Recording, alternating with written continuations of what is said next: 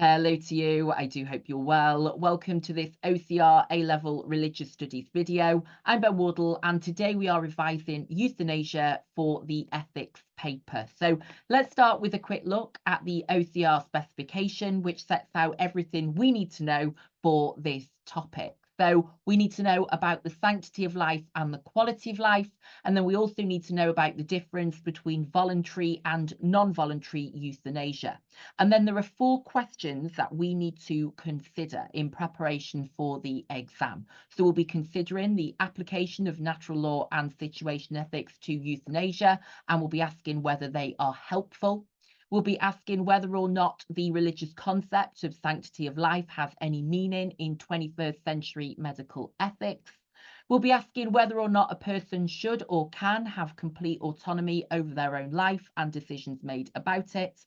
And finally, whether or not there is a moral difference between medical intervention to end a patient's life and medical non-intervention to end a patient's life. So we'll be asking, is there a distinction between acts and omissions? So lots of really interesting questions for us to consider today. I have got a green tea here, so please make sure you have got a drink and maybe some snacks as well. And let's get started, shall we, talking through this very interesting topic. Now, we're going to start by looking at the difference between the quality of life and the sanctity of life. And the first one we need to know is the quality of life. And this is a secular, which means non-religious idea. And if you want to mention a scholar when you're writing about the quality of life, you can refer to Peter Singer because he has promoted this concept. And it is the idea that the worth of human life varies. So life's value depends on whether you are in possession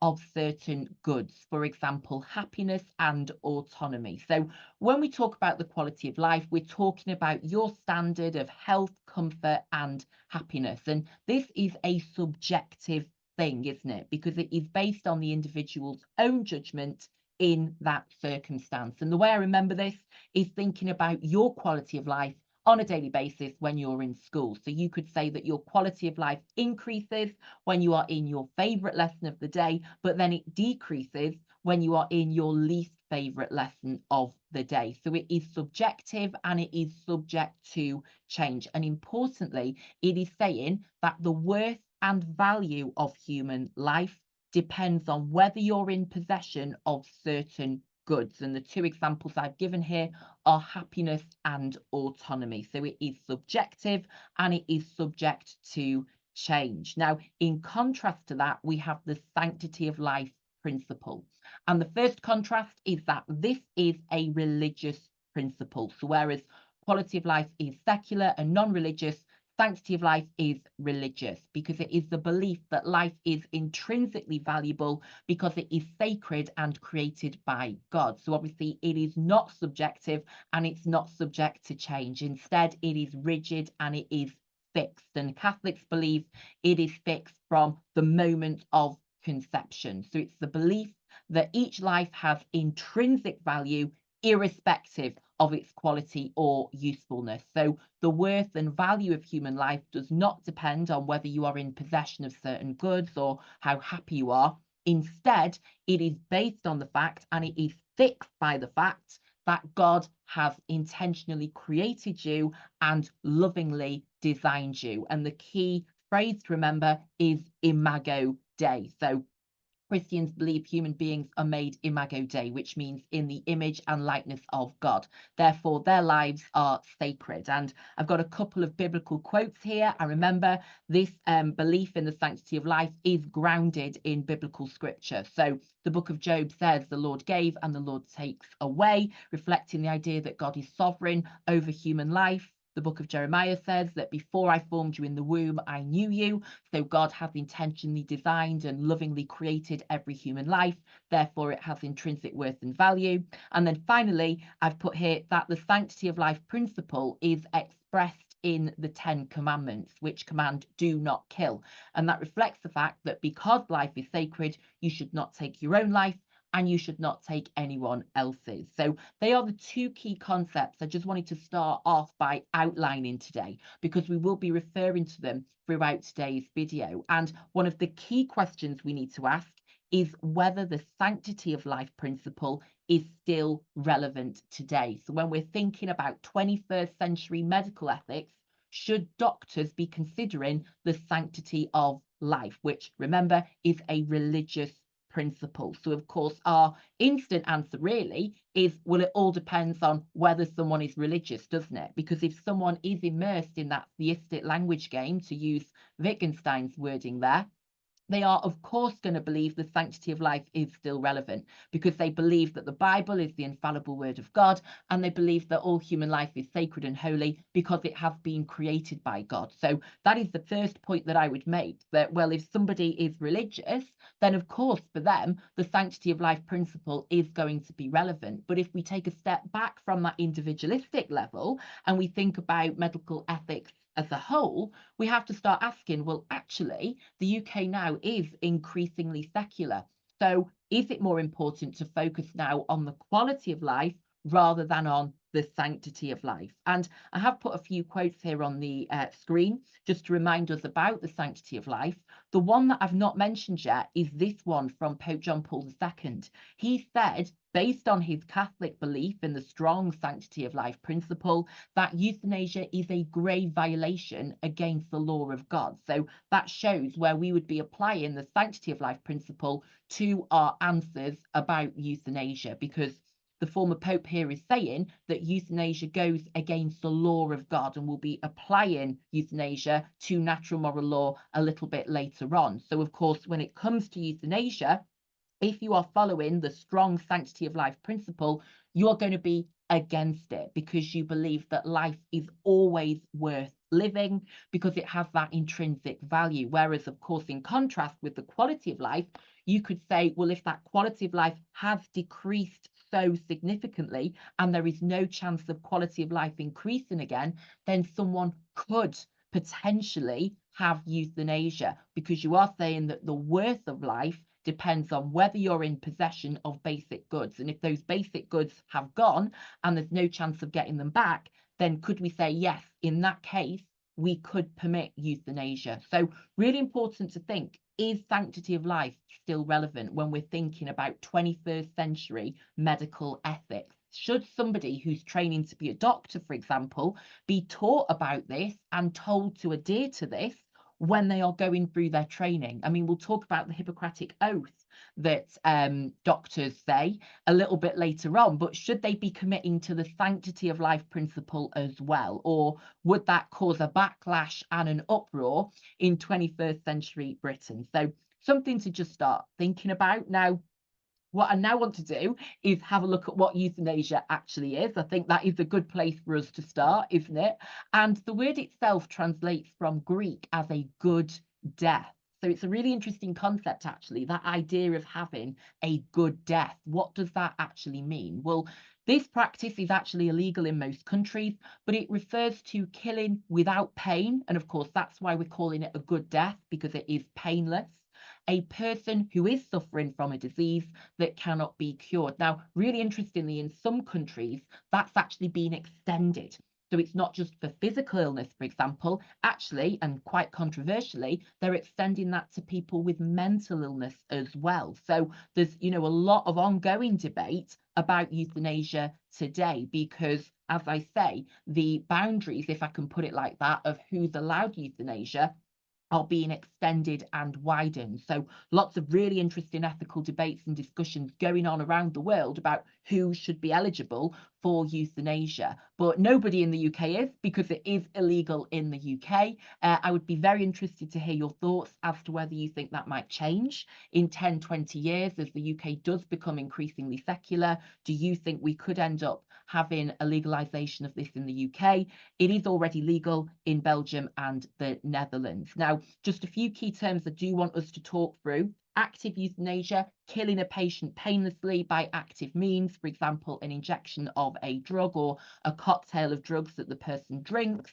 And then we have, in contrast, passive euthanasia, intentionally allowing a patient to die by removing or withholding life support. So they are the first two distinctions we need to make. There's two more we need to make as well between voluntary and non-voluntary. So voluntary euthanasia is when a person's life is ended at their request and with their consent. So when you go to your doctor and you request euthanasia.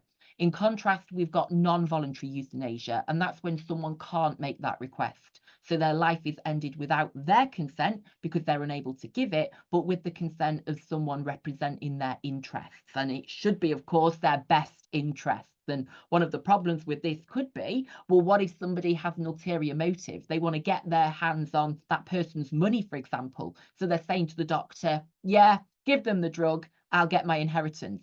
So, for example, somebody who is in a persistent vegetative state or a coma, but of course that could also apply to a baby who is unable to give their consent as well. So you've got to start thinking now about which of these is ethically justifiable if you think either of them are at all. So could it be that we can allow voluntary euthanasia, or that we could also allow non-voluntary euthanasia, and start to think about the ethical questions raised and the moral issues raised by both of these? But now we've clarified those key terms, let's actually get into it, shall we? And I wanted to start by asking you, why might somebody request euthanasia, and who should actually be allowed, if anybody at all, euthanasia? So for the rest of the video, I want us to get into the mindset of a doctor, and I want you to think about who's coming through your door and who's requesting euthanasia. First of all, should a doctor ever agree to euthanasia? And again, we'll talk about the Hippocratic Oath in a bit.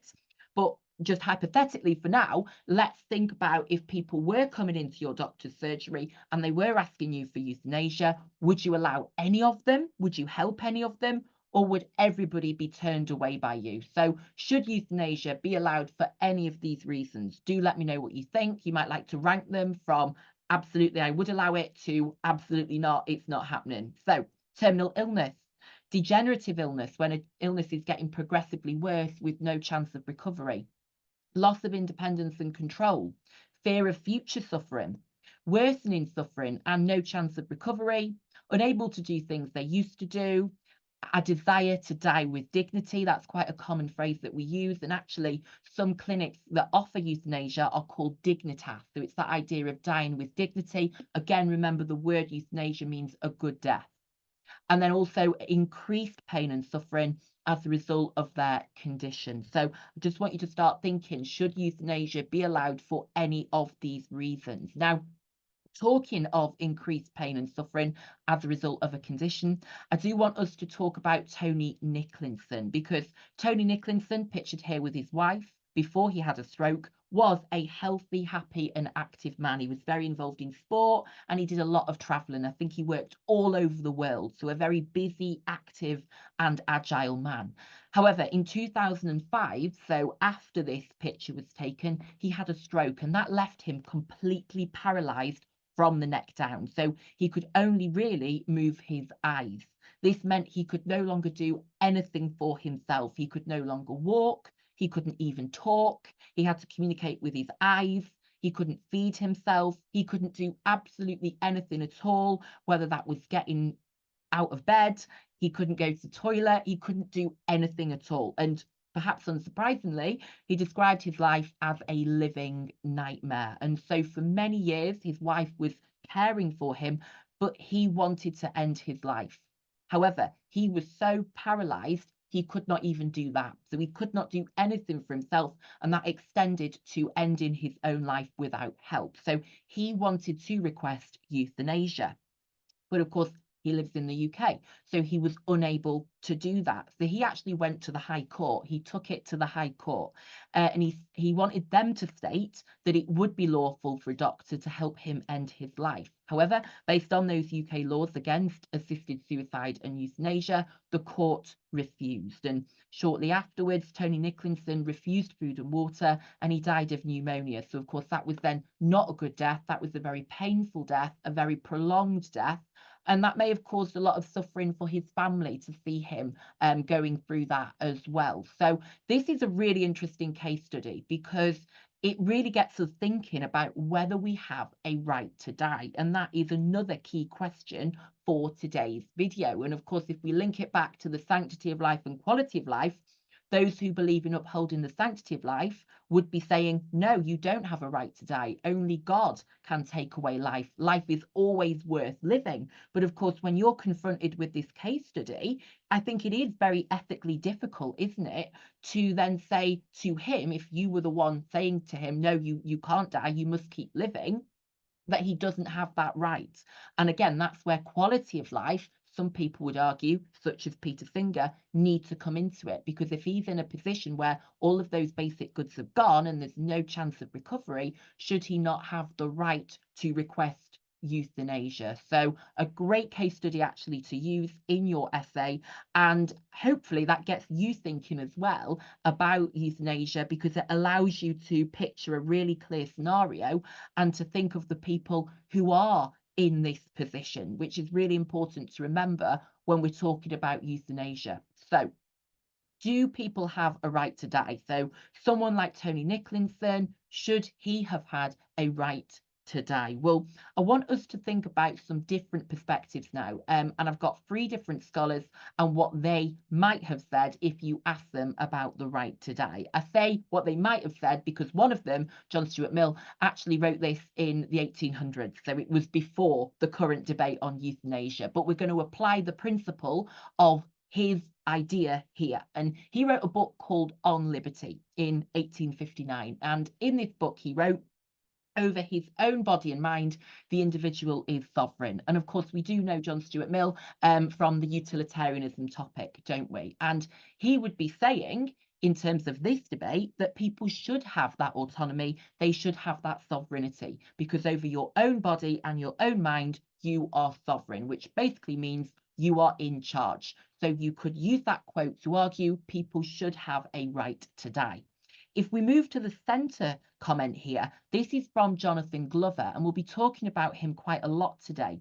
And I've put him here in the centre because I think this quote is a middle ground. He said that if he was a doctor being asked by someone to have euthanasia, to help them have euthanasia, he said he would say, or he would think, I must be convinced that your decision to have euthanasia is a serious one. It must be properly thought out, not merely the result of a temporary emotional state. I must also think your decision is a reasonable one. So as I say, this is a middle ground when it comes to that question of a right to die, because he's saying, well, you do have a right to request euthanasia, but that has to then be supported by a doctor or a healthcare expert and professional. So you do have the right to request euthanasia, but somebody has to agree that your decision is a reasonable one. So is that the best position to take, do you think? Or if we move along now to the right, has Peter Saunders got the right opinion? He is completely against euthanasia and he says we do not have a right to die, even if a healthcare professional agreed that it's a reasonable decision or request you've made, because he says that the right to die can so easily become a duty to die. So even if you allow one person, such as Tony Nicholson, the right to die, he said that can become a slippery slope where people in society feel they have a duty to die. And what we mean by that is that certain people might feel that when they get to a certain age, or if they are diagnosed with a certain condition, they become a burden. And so they are expected to have euthanasia. So if they can no longer work, for example, or they develop a condition that means they rely on other people for help and support, whether that is getting dressed or feeding themselves, etc. So he says we cannot even make one exception. Nobody can have the right to die, because that could become a slippery slope where people then feel that if they've become a burden, for example, or they've reached a certain age, they have a duty to die. And when we talk about the natural moral law application, we'll talk about the ordering of society precepts and the idea that if people in society do have the right to euthanasia, what is the implication for the rest of that society in terms of the right to die becoming this duty to die. So as I've put at the bottom of the screen there, which scholar do you think you support on this question of do we have a right to die? And of course, make sure you do justify your judgment. I'd love to hear what you think in the comments below. Do you agree with Mill that people should have that sovereignty and autonomy? Or do you agree with Saunders that actually we cannot allow people that right to die because it would be dangerous for society, and it could too easily become a duty to die. So really interesting, actually. Or, of course, do you agree with Jonathan Glover? Let me not forget about him in the middle there. He says that yes, people have the right to request euthanasia, but it can't be their decision alone. It has to be approved, shall we say, it has to be signed off as a reasonable decision by a healthcare professional. So, as I mentioned, we are going to talk about Jonathan Glover today. And as I also mentioned, I want us to think throughout today's video as if we were a doctor. So I want you to imagine that you are a doctor and you have got patients requesting euthanasia, because Jonathan Glover has suggested that there are at least 5 options with regards to euthanasia. So these are the 5 options that doctors have when it comes to this question of preserving life or ending life. And that is, of course, what we're talking about with euthanasia. So they are broken down into 5 steps, and this very much is a scale. So you've got to think, as a doctor, do you think it's your duty to just, number one, take all possible steps to preserve life? And that is what a doctor should always do, with no exceptions.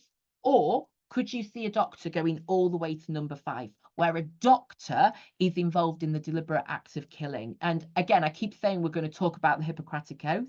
We actually are in just a moment's time, but we've got to ask this question of which of these do you think are morally justifiable for a doctor? So is it only number 1? Could they maybe go to 2, 3, 4, or even all the way to 5? So let me just talk you through the 5, and then I want you to tell me what you think your decision is. So number 1, do you think that all a doctor can do is take all possible steps to preserve life? Is that what a doctor is allowed to do, and what is morally justifiable for a doctor to do? Or do you think they could go to number 2, take all ordinary steps to preserve life, but not use extraordinary means? Number 3, not killing, but not taking steps to preserve life either. So that is a kind of middle ground, isn't it? Number 4, an act which, while not intending to kill, has death as a possible foreseen consequence. So, for example, if they prescribed a really high dose of a painkiller drug, such as morphine, to somebody, and the intention, of course, is to relieve the person's pain, but they know that a possible foreseen consequence of such a high level of dosage could be that their life ends. So it's, very doctrine of double effect, isn't it? That one, that the intention is to relieve pain, but they do have foresight that the person could die as a result. So could a doctor be morally justified in carrying out number 4? And then finally, the deliberate act of killing. Can a doctor provide active euthanasia that is intended for a patient who has requested it? So they're really interesting, I think, as options, because it really does make us think about the role of a doctor and what a doctor is morally justified in doing. So if you were a doctor in a country where euthanasia is allowed, would you be comfortable going all the way to option number 5? Or do you think that doctors should just always take all possible steps to preserve life, and they should go nowhere near euthanasia, and they shouldn't even consider performing euthanasia? So this leads us finally to the Hippocratic Oath, because as I've mentioned about 10,000 times now, the Greek physician Hippocrates stated that it would be wrong for a doctor to do something that would cause the death of a person. And so today, doctors actually take this Hippocratic Oath, and it includes a line that I will neither give a deadly drug to anybody if asked for it,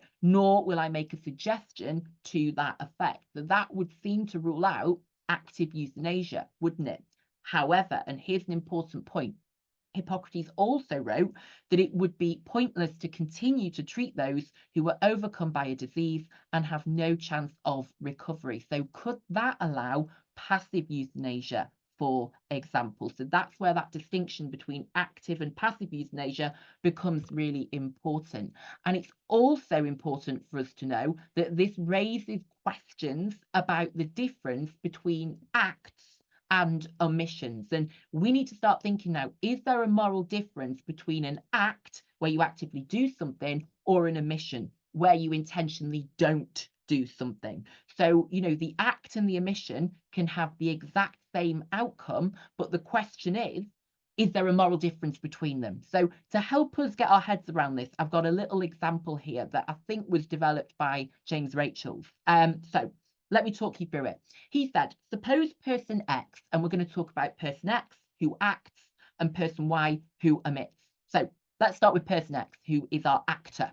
Person X will inherit a lot of money if their young nephew dies.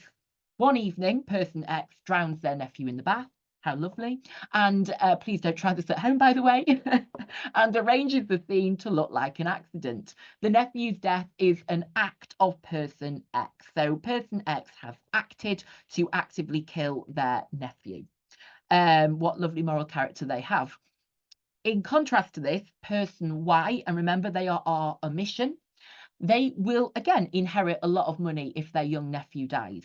As person Y enters the bathroom, he sees his nephew slip and hit his head and slowly drown.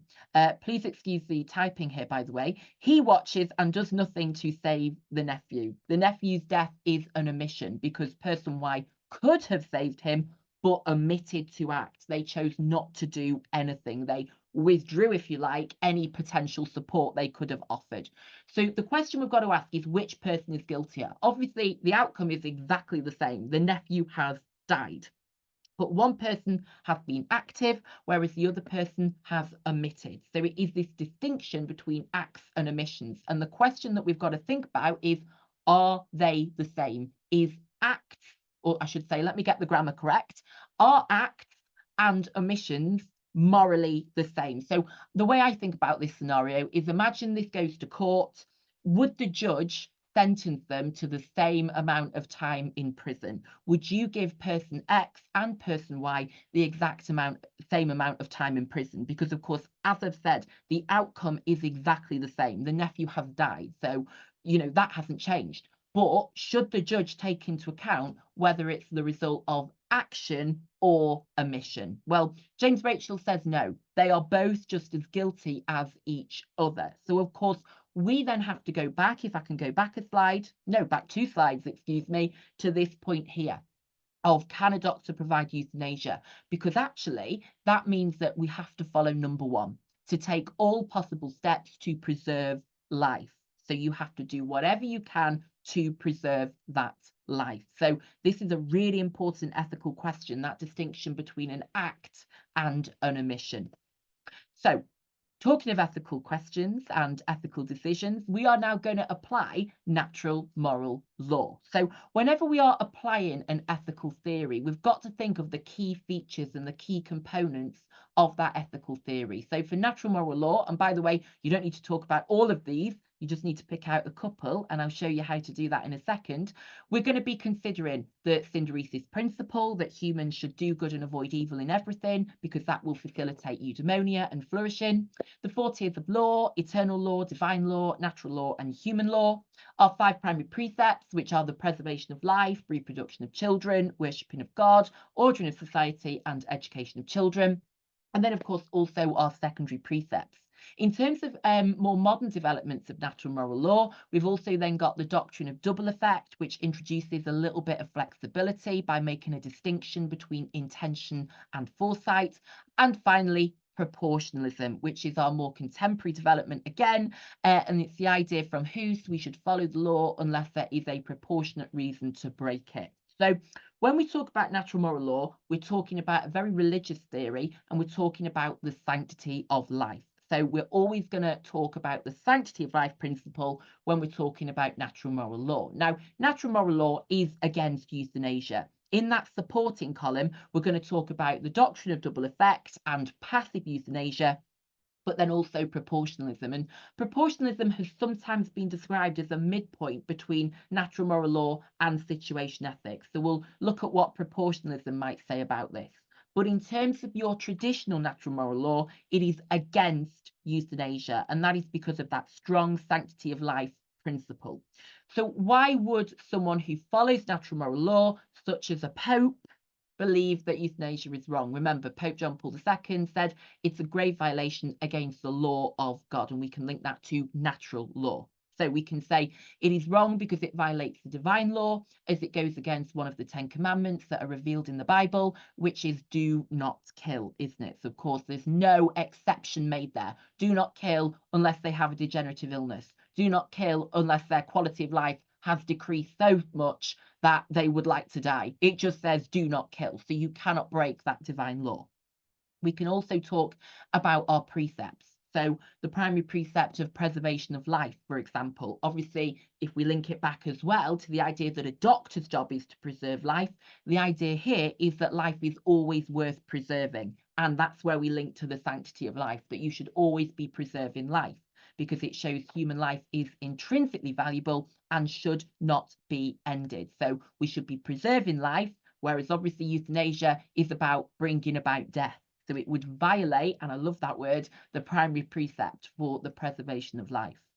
We then also have another primary precept that is violated, and we're going to link this to what we discussed with Peter Saunders, because we could say it violates the ordering of society, as it could lead to a slippery slope. Saunders says that the right to die easily becomes a duty to die. And we can also link this to the sanctity of life as well, and say that a society where life is not intrinsically valued is not ordered. Now, I would therefore be saying that natural moral law is traditionally always against euthanasia, in particular active euthanasia. However, if we turn now to the supporting points here, we could use the doctrine of double effect to potentially allow passive euthanasia. And let me explain to you why. So the doctrine of double effect may allow pain relief, such as morphine, even though administering such a drug and such a high quantity of that drug may shorten life. And remember, Aquinas, although he wasn't talking about euthanasia, did say that nothing hinders one act from having two effects, only one intended. And so, very interestingly, the Catechism of the Catholic Church says that the use of painkillers to alleviate the sufferings of the dying, even at the risk of shortening their days, can be morally in conformity with human dignity, if death is not willed as either an end or a means, but only foreseen and tolerated as inevitable. And they've used very poetic language there, haven't they? And a lot of euphemisms, such as at risk of shortening their days, which puts it very nicely. But what they're basically saying is, okay, based on the doctrine of double effect, there is some moral support, if I can put it like that, for passive euthanasia, or for obviously seeing the situation as, well, what I am doing is I'm relieving their pain, and my intention is to relieve their pain. I do have foresight that that could shorten their days, but that is morally in conformity with human dignity if death is not willed. So interesting to see how the doctrine of double effect does introduce there a little bit of flexibility. And then talking of flexibility, we've also got proportionalism, which the Catholic Church are against, so they reject this. But for those who do follow it, it is a more modern and more flexible version of natural moral law. It's basically saying you should follow those 5 primary precepts unless there is a proportionate reason not to. And as Who said, it is never right to go against a principle unless there is a proportionate reason that would justify it. So could Tony Nicholson's case, for example, be a proportionate reason, because it is an exceptional circumstance? So yes, 99% of the time we should always be preserving life, but could there not be exceptional circumstances when we have a proportionate reason to put that aside in order to do something that is morally good? And that's why I say some people see this as a bit of a middle ground, actually, between natural moral law and situation ethics. Now, the Catholic Church believe it goes too far. They think certain things are always intrinsically wrong, and so they reject it. But that is another example of where we could potentially introduce some more flexibility when it comes to applying natural moral law. So let's have a think now about whether natural moral law is helpful for resolving the moral problem of euthanasia. Why might we say it's helpful? We could say, well, it's helpful because it is based on and it is consistent with the sanctity of life. And so it's helpful because it always upholds the intrinsic value of life. It says life should always be preserved. It's always sacred. It's always valuable. And so that is a very helpful thing, as it is a safeguard, isn't it, that protects and values human life. We could say this also prevents humans from abusing power over others and putting themselves in the place of God, because remember, with natural moral law, you're not inventing the laws, you're discovering them. You've got the eternal law at the top, you've then got revelation in the divine law, you've then got revelation through the natural law, which leads to those human laws that we create using right reason in accordance with nature. So it prevents anybody from exploiting people, and it ensures that God remains sovereign over human life. And we can say again that it's where you're discovering God-given rules rather than inventing them for yourself. And obviously, you know, one of the things about natural moral law is that it is very fixed, isn't it? And we can say that's great. It provides consistency in moral decision making. Cicero said there's one law eternal, binding upon all people at all times. But we can add that there are some elements of flexibility. For example, Aquinas' doctrine of double effect does give, a sensible degree of flexibility, for example, to relieve pain when there is no prospect of saving the life. So we can say, although it's good because it has those fixed, clear principles, and they do provide a safeguard and they provide consistency, we do then still have some flexibility that could allow pain relief. So it's not completely merciless. Basically, you know, there is still a little bit of compassion there. You are allowed to relieve pain. However, not helpful. Why might someone say no? This isn't a helpful resolution to the moral problem. Well, first of all, of course, we know that it is a religious theory, don't we? It's all about sanctity of life. It's all about God's sovereignty over life. And if someone doesn't believe in God, that is, they're going to see it as outdated, aren't they? So it only works for someone within that religious language game. We could say it's not helpful because it's too legalistic, so it's too fixed and inflexible, and it shows no compassion or consideration for the pain and suffering that is being experienced. So to just insist on preserving life, no matter what the quality of that life is, could be seen as lacking in compassion. And that links actually to the third point I've put down, that the focus on sanctity of life means that the concepts of quality of life and individual autonomy are not seen as important, because again, God is sovereign. We are discovering the rules, not inventing them for ourselves. And of course, if we think about what Mill said, surely over your own body and mind, you should be sovereign. And you could even argue, well, God has given you the ability to reason, God has given you a conscience, surely you should be able to think for yourself and decide for yourself. So talking of decisions, it's important you do make a judgment as to whether you think natural moral law is helpful. So do you think natural moral law does help to resolve the moral problem of euthanasia? And here's what we're going to do now. Do you think it is more helpful than situation ethics? So in order to make that decision, we need to know what situation ethics actually says. And again, when we're thinking about our applications, we need to think of the key components of the theory. So with situation ethics, they are situationism, that everything is based on the situation, and using that one guiding rule of agape love. We need to use our agapeic calculus to do the most loving thing in each situation, calculating on a case-by-case situational basis. We've got the 4 presuppositions, which are really helpful for applying. We've got positivism, pragmatism, personalism, and relativism. We've then also got the 6 working principles, or key principles, as they're also known. And finally, the fact that you are following the example of Jesus. He put rules aside to do the most loving things, such as healing on the Sabbath. So what are our applications here? Well, this time let's start with the support for euthanasia, because there is no complete opposition to euthanasia in situation ethics, because there is no complete opposition to anything at all. Legalism is rejected by situation ethics. So whereas natural moral law is accused of being too legalistic, situation ethics rejects legalism. Remember, Fletcher said to drop the legalist love of laws and follow the law of love. So laws such as do not kill can be broken when love demands it. So you could support it, or situation ethics could support euthanasia when love demands it. Situation ethics has personalism as one of the 4 presuppositions. So it is people rather than following laws that matter. So you'd be thinking about Tony Nicholson. You wouldn't be thinking, well, what does the law say? You'd be thinking, well, what does love say? And you'd be focusing on him and his situation. So it puts people above principles and rules. And obviously that might be seen as unhelpful, because it can lead to, well, anarchy, can't it? As Berkeley is going to say when we ask whether situation ethics is helpful. But A reason it may support euthanasia is that you focus on the person rather than the laws. Another key presupposition is relativism, that love's decisions are made situationally. So you need to consider the individual and their situation. The flexibility allows for compassion and consideration of individual circumstances. So it does bring quality of life into account. And finally, we're going to talk about one of our 6 principles, which is that the end justifies the means. So if the purpose is to alleviate someone's incurable and worsening suffering, you could say it is a compassionate and loving purpose.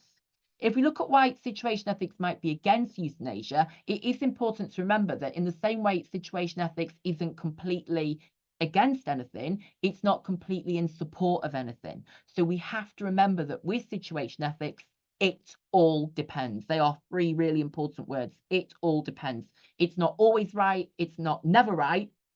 Was that a double negative? Do excuse me. It all depends. So situation ethics would not allow euthanasia if it was not for a genuinely agapeic reason. So, for example, if someone had an ulterior motive, or they were coerced into it, you're coercing your elderly relative into it because you want to get your inheritance quicker.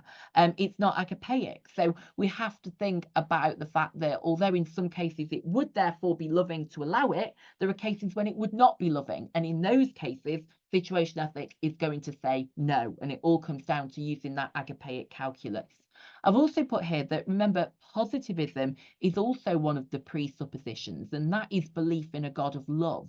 And so we could say again that if euthanasia is being used in an evil way, in a very unkind, in a selfish way, for example, again, the family have coerced someone into it because they want to get rid of the person and they want to get their hands on the money. So we're not saying that euthanasia is now always right, because remember, situation ethics is about agape, and it's about belief in a God of love. So involuntary euthanasia, for example, which is where someone doesn't want euthanasia, but they are given it anyway, that would be seen as wrong, because it's against basic love, isn't it? It's against agape if that person is being exploited. But yeah, the key words with situation ethics are agape and it all depends on the situation.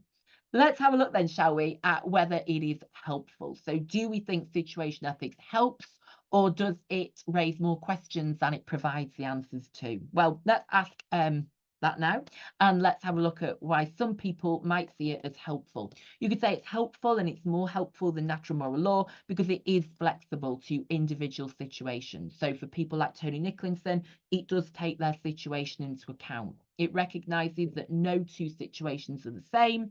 And remember, Fletcher said, love is the only universal.